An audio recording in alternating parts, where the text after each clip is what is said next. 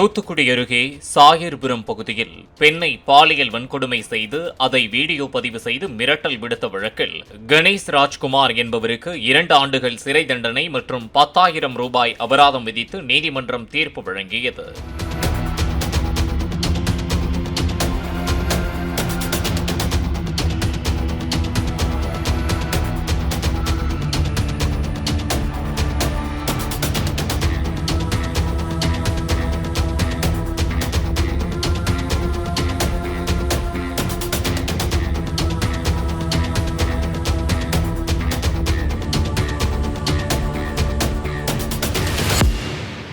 Play store மற்றும் app ஸ்டோரில் இருந்து பாலிமர் செயலியை QR கோடு மூலம் பதிவிறக்கம் செய்யுங்கள்.